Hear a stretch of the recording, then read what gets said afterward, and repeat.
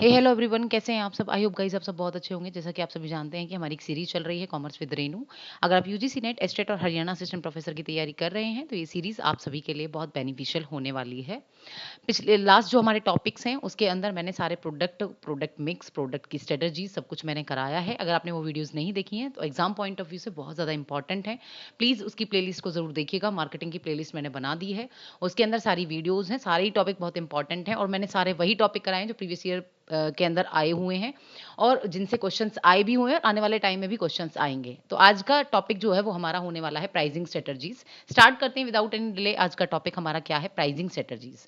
देखिए, pricing strategies का मतलब क्या होता है कि कंपनी जो है ना वो अपने प्रोडक्ट या अपनी सर्विसेज के क्या प्राइस जो है वो रखने वाली है और जो वो डिसीजन लेती है, ये डिसाइड करने की जो उसकी अप्रोच होती है उसी को ही हम क्या कहते हैं? उसी को ही हम बोलते हैं प्राइसिंग स्ट्रेटजीज।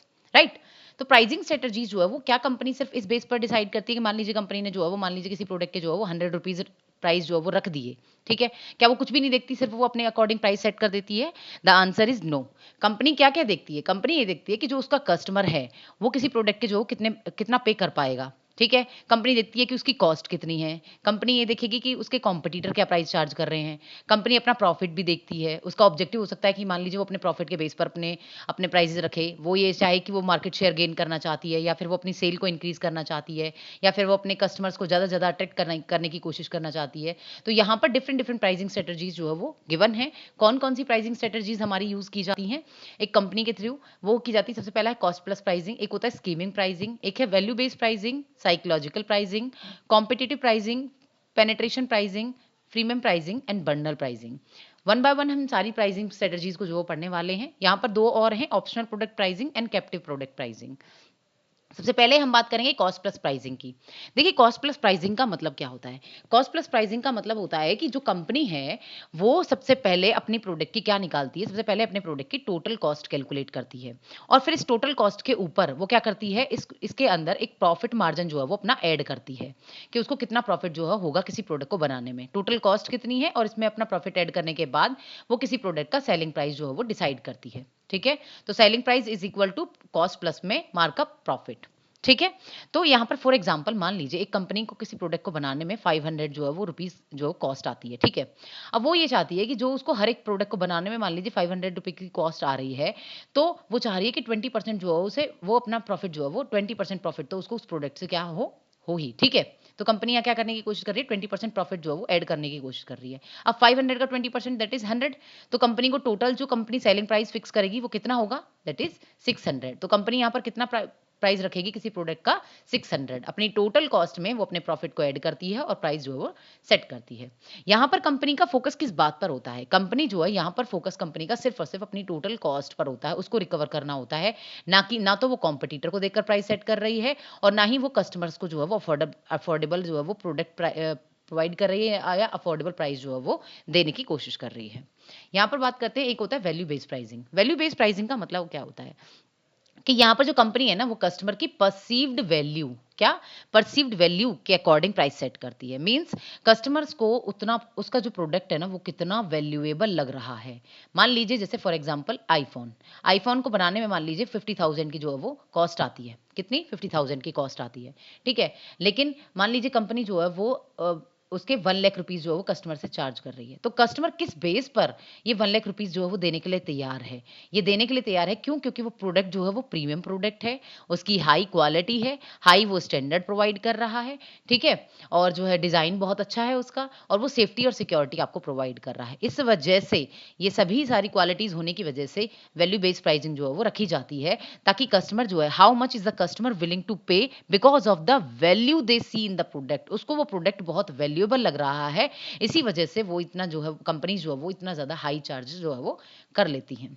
उसके बाद हम बात करते हैं, आपका नेक्स्ट है competition based pricing. Competition based pricing का सिंपल सा मतलब जैसे कि नाम से क्लियर है कि कंपनी किसको देख रही है? अपने कॉम्पिटिटर को देख रही है। ठीक है, कि उसका कॉम्पिटिटर कितना कितना चार्ज कर रहा है। मान लीजिए सोप बनाने वाली दो कंपनियां हैं, एक कंपनी है ए, एक कंपनी है बी। ठीक है, ए कंपनी जो है मान लीजिए वो 100 रुपीज चार्ज करती है किसी एक प्रोडक्ट के, बी कंपनी जो है वो मान लीजिए वो 98 रुपीज चार्ज करती है। ठीक है, तो अगर मान लीजिए सी कंपनी एंटर करती है इसी ही कॉम्पिटिशन के अंदर, तो वो कितने प्राइस चार्ज कर रही है? 99 रुपीज। मतलब कि वो अपने इसी कॉम्पिटिटर के अकॉर्डिंग अकॉर्डिंग ही अपने प्रोडक्ट के प्राइस क्या कर रही है, सेट कर रही है। उसके बाद आता है पेनिट्रेशन प्राइसिंग। पेनिट्रेशन प्राइसिंग को समझने से पहले हम बात करेंगे स्कीमिंग प्रोडक्ट प्राइसिंग पर। प्राइस स्कीमिंग का मतलब क्या होता है? देखिए, प्राइस स्कीमिंग का मतलब होता है कि आप स्टार्ट में जो है वो किसी प्रोडक्ट के हाई प्राइस चार्ज कर रहे हैं और उसके बाद धीरे धीरे जो है ग्रेजुअली क्या कर रहे हैं, उस प्रोडक्ट के प्राइस को आप लो कर रहे हैं। ठीक है, इसका सबसे अच्छा एग्जांपल हम आईफोन या फिर जो न्यू जो गाड़ियां होती हैं, जो जितनी भी न्यू कार्स होती हैं, हम उनके जो है वो मॉडल्स को यहाँ पर लेते हैं। जैसे ब्रीजा का अगर मैं मॉडल ले लूँ तो ठीक है, तो यहाँ पर आप क्या कर रहे हैं, स्टार्टिंग में किसी प्रोडक्ट के प्राइस क्या कर रहे हैं, हाई रख रहे हैं और धीरे धीरे जो है वो उनके प्रोडक्ट के प्राइस क्या कर रहे होते हैं, कम कर रहे होते हैं। ऐसा क्यों कर रहे होते हैं? क्योंकि जो ये प्रोडक्ट होते हैं ना, ये आपके इनोवेटिव प्रोडक्ट होते हैं, बहुत ज़्यादा इनोवेशन इनके अंदर यूज़ किया जाता है, टेक्नोलॉजी एडवांस होती है, ये यूनिक प्रोडक्ट होते हैं और ये किसके लिए बनाए जाते हैं? मेनली अर्ली अडॉप्टर्स के लिए। अगर आपने एवर्ट रोजर की जो स्ट्रेटजी मैंने प्रोडक्ट लाइफ साइकिल के अंदर कराई हुई है, मेरी वीडियोज़ में एक वीडियो ऐसी भी जिसमें मैंने PLC कराया हुआ है और जो है वो मैंने वहाँ पर अर्ली अडॉप्टर, इनोवेटर, ये सारे के सारे जो है कौन-कौन पर्सन, कौन-कौन कस्टमर किस-किस प्रोडक्ट को कैसे-कैसे खरीदता है, ठीक है? वो भी मैंने कराया हुआ है PLC के साथ ही, वो आप ज़रूर देखिएगा। तो अर्ली अडॉप्टर जो है वो हमारे कितने होते हैं, दैट इज़ 13.5, ठीक है? कि 13.5% लोग जो होते हैं ना, वो मेनली इन प्रोडक्ट को जो जिनके प्रोडक्ट के प्राइस पहले हाई होते हैं, बाद में लो, वो इन्हीं प्रोडक्ट के प्राइसों को खरीदना चाहते हैं। तो यहाँ पर कंपनी का मेन फोकस किस पर होता है? ऐसे ही कस्टमर्स को अट्रैक्ट करने पर होता है। कौन से कस्टमर्स? अर्ली जो अडॉप्टर्स होते हैं उनको, ठीक है? यहाँ पर कंपनी का फोकस किस बात पर है? ये ध्यान रखिएगा, कंपनी का जो फोकस है ना, वो इस बात पर है कि कंपनी डिफरेंट कस्टमर सेगमेंट से डिफरेंट विलिंगनेस टू पे, डिफरेंट कस्टमर से डिफरेंट विलिंगनेस टू पे के अकॉर्डिंग यहाँ पर क्या करती है, उनको जो है वो कैप्चर करने की कोशिश करती है। उसके बाद हम बात करेंगे, अब हम बात करते हैं हमारा पेनिट्रेशन पे चलते हैं हम। पेनिट्रेशन जो है वो प्राइस स्कीमिंग का उल्टा होता है। यहाँ पर क्या होता है, ये ऑपोजिट है। पहले उसमें हाई प्राइस थे और बाद में लो। यहाँ पे क्या है, स्टार्टिंग में ही आप लो प्राइस जो वो रखते हैं, बाद में आप प्रोडक्ट के प्राइस क्या कर देते हैं, हाई कर देते हैं। आपने जियो का सबसे अच्छा एग्जाम्पल इसमें देखा होगा। जियो ने ऐसे ही किया था, स्टार्टिंग में 0 से या फ्री से स्टार्ट किया था और अब उसके प्राइस जो 999 या फिर जो है 1000 तक पहुंच चुके हैं सिम के, ठीक है?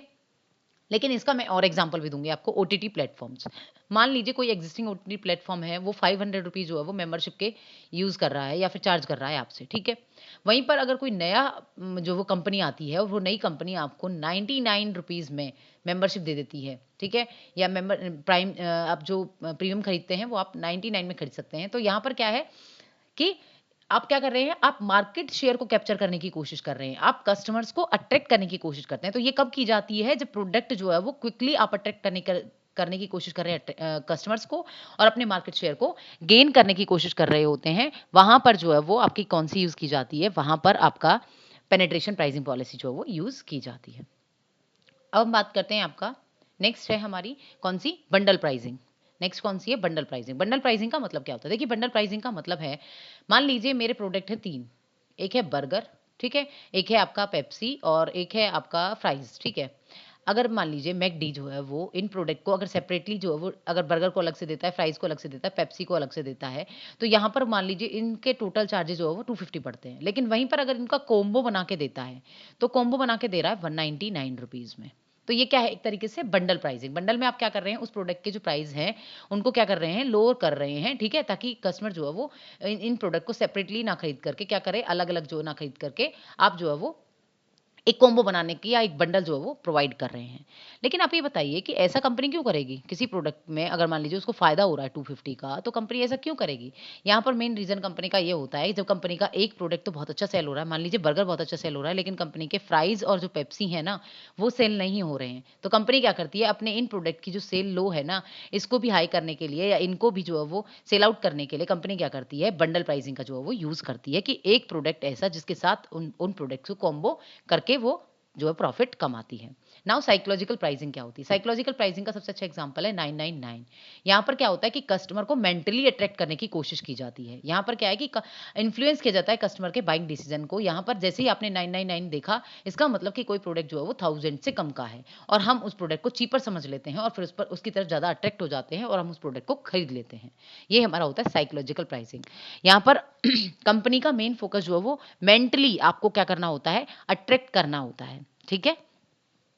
उसके बाद हम बात करते हैं, नेक्स्ट है हमारा, एक होता है हमारा ऑप्शनल प्रोडक्ट प्राइसिंग, एक होता है कैप्टिव प्रोडक्ट प्राइसिंग। पहले मैं कैप्टिव प्रोडक्ट प्राइसिंग समझाऊंगी आपको। देखिए, कंपनी मेन प्रोडक्ट को ठीक है, रिलेटिवली अफोर्डेबल प्राइस पर यहाँ पर क्या करती है, सेल करती है। मान लीजिए मेरा मेन प्रोडक्ट क्या है, मेरा मेन प्रोडक्ट जो है वो है आपका जैसे कि प्रिंटर, ठीक है, मेरा मेन प्रोडक्ट क्या है, प्रिंटर, ठीक है। लेकिन जो कॉम्प्लीमेंट्री प्रोडक्ट है ना, वो आपको इसके साथ परचेज करना पड़ता है। अब प्रिंटर जो है वो इंक के बिना तो अधूरा है, प्रिंटर चलेगा ही नहीं इंक के बगैर, ठीक है। तो कंपनी क्या करती है, कंपनी यहाँ पर मेन प्रोडक्ट को खरीदने के बाद कॉम्प्लीमेंट्री जो है ना, उस प्रोडक्ट को आप बार बार खरीदते हैं। प्रिंटर मान लीजिए आपने 5000 एक बार में इन्वेस्टमेंट कर दी, लेकिन जो है आपको बार बार अगर प्रिंटर को चलाना है लॉन्ग टाइम तक, तो कंपनी जो है वो किससे कमाएगी, प्रॉफिट किससे कमाती है, कंपनी इस इंक से प्रॉफिट कमाती है, ना कि प्रिंटर से। तो यहाँ पर कंपनी क्या करती है, एक मेन प्रोडक्ट के साथ एक कॉम्प्लीमेंट्री प्रोडक्ट को अटैच कर देती है कि जिसके बिना ये मेन प्रोडक्ट अधूरा होता है, और आप उस कॉम्प्लीमेंट्री प्रोडक्ट को क्या करते हैं, रिपीटेडली परचेज करते हैं, और इससे कंपनी प्रॉफिट जो है वो कमाती है। और उसके अकॉर्डिंग कंपनी क्या करती है, प्राइस सेट करती है।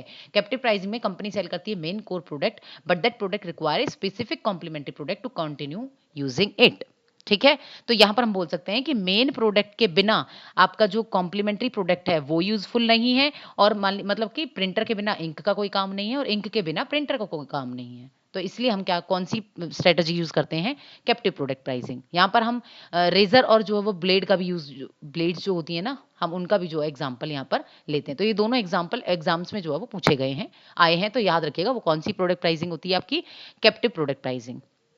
नेक्स्ट होती है ऑप्शनल प्रोडक्ट प्राइसिंग। देखिए यहां पर कंपनी के मेन प्रोडक्ट के साथ ना कुछ एडिशनल फीचर्स जो है वो कंपनी क्या करती है, ऑफर करती है। जैसे फॉर एग्जांपल मान लीजिए आप लेने गए कार, ठीक है, कार पड़ी आपको 8 लाख की, ठीक है। अब जो बेसिक प्रोडक्ट है वो तो क्या है, आपका कार, ठीक है। लेकिन अब इस कार के अंदर अगर आपको सनरूफ चाहिए, क्या चाहिए, सनरूफ चाहिए, और अगर आपको जो है वो